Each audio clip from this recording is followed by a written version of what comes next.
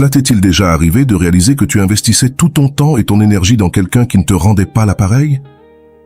Si c'est le cas, cette vidéo est faite pour toi. Cesser de donner la priorité à ceux qui ne te valorisent pas changera ta vie, car cela te permettra de concentrer ton énergie sur ceux qui te considèrent réellement comme une priorité. Dans cette vidéo, nous allons approfondir une phrase puissante que tu as probablement déjà entendue. Valorise qui te valorise et ne traite pas comme une priorité celui qui te considère comme une option. Cette simple affirmation contient une vérité essentielle que nous devons tous garder en tête, surtout lorsque nous sommes dans une relation ou tout type de connexion personnelle. Nous allons explorer le sens profond de ces mots et comment les appliquer peut transformer ta vie en t'aidant à cesser de consacrer du temps et de l'énergie à des personnes qui ne te rendent pas l'appareil. Ce que tu vas découvrir dans cette vidéo, c'est une analyse détaillée sur l'importance de s'entourer de gens qui te valorisent réellement. Nous verrons comment identifier quand quelqu'un te traite comme une option, comment réagir face à cette situation et ce que tu peux faire pour t'assurer que tu donnes la priorité aux bonnes personnes dans ta vie. Je te promets que si tu adoptes cette approche, tu commenceras à te sentir plus valorisé et à reprendre le contrôle de tes relations.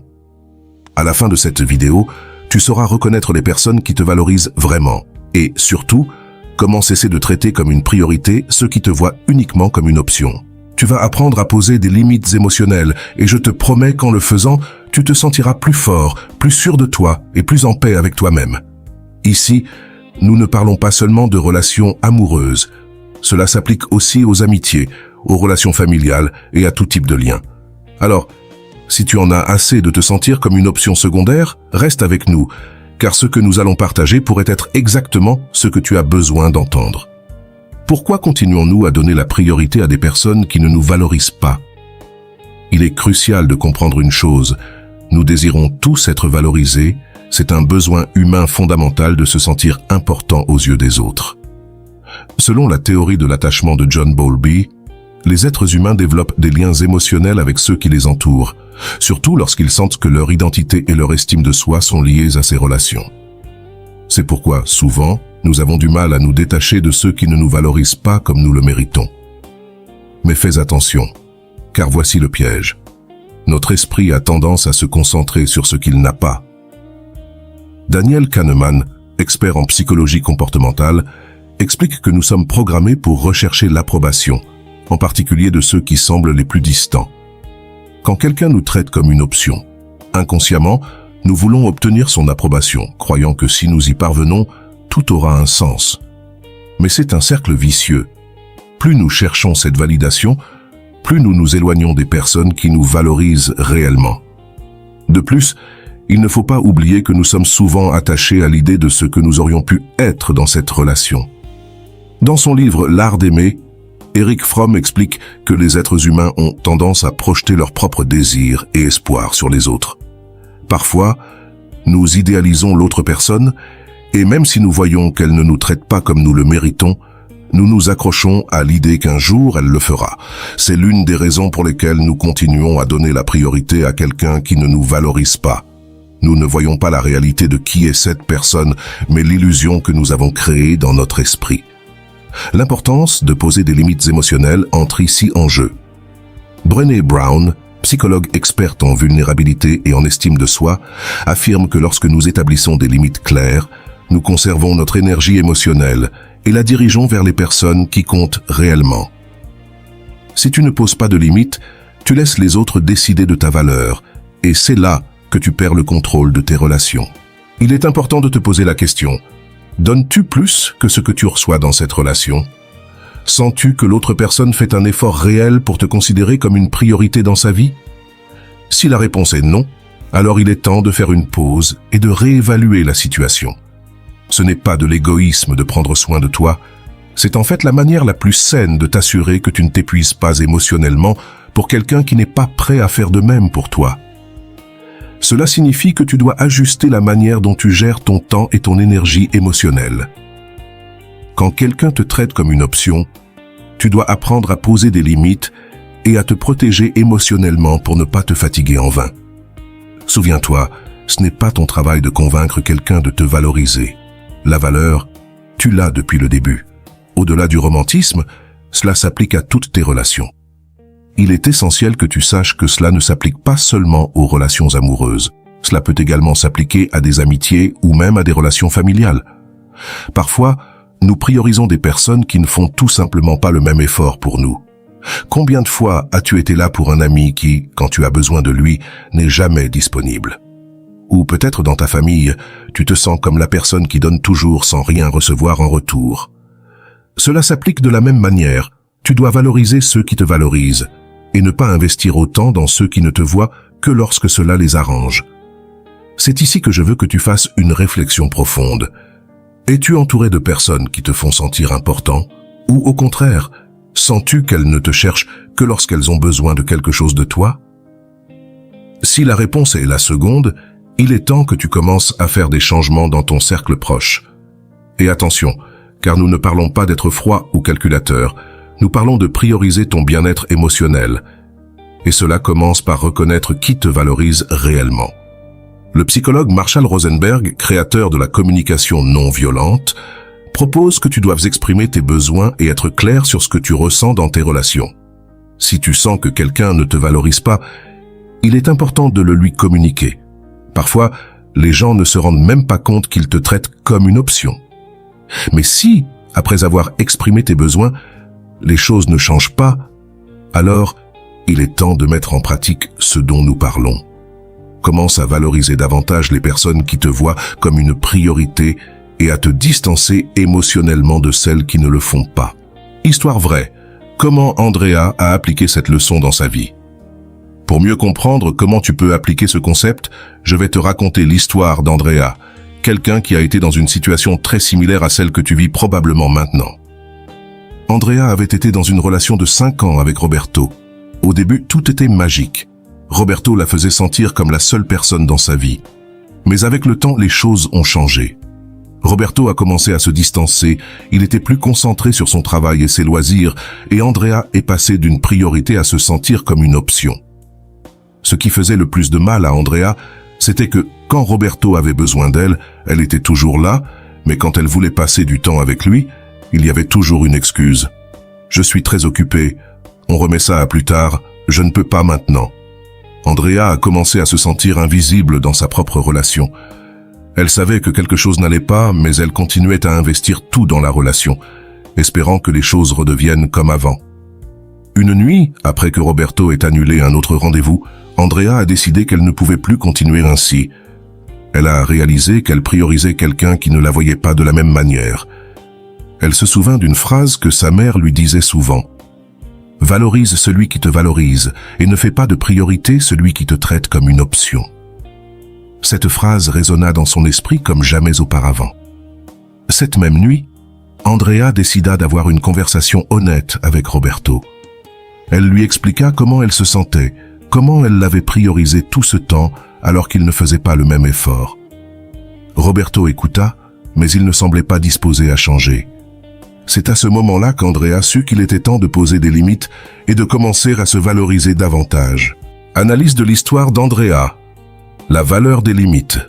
Ce qu'Andrea a vécu est quelque chose que beaucoup de personnes expérimentent, mais tout le monde n'est pas capable de le reconnaître et d'agir en conséquence. Sa capacité à détecter qu'elle était traitée comme une option et non comme une priorité est le premier pas vers tout changement significatif dans nos relations. Il est fondamental de comprendre que la clarté émotionnelle et l'auto-évaluation sont essentielles pour éviter de tomber dans des dynamiques où une personne donne constamment plus qu'elle ne reçoit. Andrea, en observant sa situation, a fait le premier pas vers la récupération de son bien-être émotionnel. Le fait qu'Andrea ait décidé de communiquer clairement et directement avec Roberto est l'un des points les plus cruciaux de son histoire. Souvent, lorsque nous sentons que nous ne sommes pas valorisés, nous avons tendance à rester silencieux, espérant que l'autre change. Il n'est pas nécessaire d'exprimer notre malaise. Cependant, le silence prolongé ne fait que renforcer l'idée que nous sommes prêts à tolérer ce comportement. Andrea a évité de tomber dans ce piège. Elle a décidé de parler, et cet acte de courage a été son premier grand succès. Au cours de sa conversation avec Roberto, Andrea ne cherchait pas à le changer ni à lui imposer sa volonté. Elle lui a simplement exprimé ce qu'elle ressentait et lui a donné l'occasion de comprendre sa perspective. C'est une leçon très importante. Il ne s'agit pas toujours d'exiger des changements immédiats chez les autres, mais de mettre nos sentiments et nos besoins sur la table de manière honnête. À partir de là, l'autre personne peut choisir d'agir ou non. En conséquence, lorsque Roberto n'a pas montré d'intérêt à changer son attitude, Andrea a pris une décision ferme. C'est ici que son histoire se démarque. Elle ne s'est pas laissée piéger en attendant qu'il agisse comme elle le souhaitait. C'est un point où de nombreuses personnes échouent, car elles continuent d'attendre que l'autre personne fasse l'effort nécessaire pour inverser la situation. Mais Andrea a compris que, si elle ne voyait pas de réponse claire de Roberto, elle ne pouvait pas continuer à investir en quelqu'un qui n'était pas prêt à faire de même. C'est l'un des éléments les plus puissants de son expérience. Andrea a récupéré le contrôle de son bien-être émotionnel. Elle ne dépendait pas de Roberto pour se sentir complète, ni ne restait là à attendre qu'il change magiquement. Ce pas est essentiel pour quiconque se sent piégé dans une relation où il ne se sent pas valorisé. La clé ici est de ne pas dépendre de la validation de quelqu'un d'autre pour prendre des décisions importantes dans notre vie. En décidant de s'éloigner émotionnellement, Andrea a réussi à créer un espace dans sa vie pour se recentrer sur elle-même. Cela ne signifie pas qu'elle a coupé sa relation avec Roberto de manière radicale ou sans raison, mais elle a cessé d'investir tout son temps, son énergie et ses émotions en quelqu'un qui ne lui accordait pas la même importance. Cet éloignement émotionnel n'est pas un acte d'égoïsme, mais d'autoprotection. Il s'agit d'une limite nécessaire qui permet de retrouver l'équilibre émotionnel. L'approche de se entourer de personnes qui la valorisent vraiment a été la prochaine étape cruciale dans le processus d'Andrea. Elle a non seulement cessé de concentrer son attention sur Roberto, mais a également commencé à apprécier davantage ceux qui avaient toujours été là pour elle, amis, famille et personnes qui la soutenaient inconditionnellement. Ce changement de perspective est fondamental pour briser le cycle de dépendance émotionnelle envers des personnes qui ne nous valorisent pas. Il est intéressant de noter que, souvent, dans nos relations romantiques ou amicales, nous pouvons en venir à ignorer les personnes qui nous valorisent vraiment parce que nous sommes trop concentrés sur quelqu'un qui ne le fait pas. En s'éloignant émotionnellement de Roberto, Andrea a pu ouvrir les yeux sur ceux qui lui importaient vraiment et était prêt à lui donner l'attention et l'amour qu'elle méritait.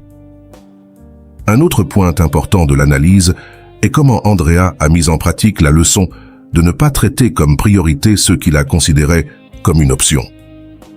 Grâce à ce changement de comportement, Andrea a réussi à se détacher émotionnellement d'une relation qui ne lui apportait plus de bien-être. C'est l'un des plus grands défis auxquels nous faisons face lorsque nous sommes dans des relations déséquilibrées. Apprendre à lâcher prise sans culpabilité et sans peur. Andrea a également montré que mettre des limites ne signifie pas toujours mettre fin à une relation immédiatement. Dans de nombreux cas, les limites émotionnelles peuvent être la clé pour que les deux parties reconsidèrent la manière dont elles gèrent la relation. Cependant, dans ce cas, n'ayant pas obtenu de réponse positive de Roberto, Andrea a compris qu'elle ne devait pas continuer à investir émotionnellement en quelqu'un qui n'était pas prêt à la considérer comme une priorité. L'éloignement émotionnel d'Andrea lui a également permis de récupérer son temps. Souvent, lorsque nous sommes piégés dans des relations où nous ne sommes pas valorisés, nous investissons beaucoup plus de temps et d'énergie que nous ne devrions en attendant que les choses changent. Mais, lorsque nous décidons de faire un pas en arrière et de ne plus prioriser cette personne, nous découvrons que nous pouvons utiliser ce temps pour notre propre développement personnel. Dans son histoire, nous voyons comment Andrea a commencé à se concentrer sur des activités qui lui apportaient bonheur et satisfaction. Elle a mis de côté l'inquiétude constante pour Roberto et a commencé à investir en elle-même. C'est une leçon clé pour quiconque traverse une situation similaire. Le temps que nous investissons dans des relations déséquilibrées est un temps que nous pourrions utiliser pour grandir, apprendre et être heureux. Le changement dans la vie d'Andrea n'a pas été instantané. Cela a pris du temps et des efforts. Mais sa capacité à mettre en pratique des limites émotionnelles et à se concentrer sur ceux qui la valorisaient vraiment a été transformateur. Peu à peu, le vide qu'elle ressentait en étant traitée comme une option par Roberto s'est rempli de l'amour et de l'attention de personnes qui l'appréciaient vraiment. Ce processus lui a également appris une leçon précieuse. Nous ne sommes pas responsables de changer les autres. Même si nous souhaitons que quelqu'un nous valorise, nous ne pouvons pas contrôler ses décisions.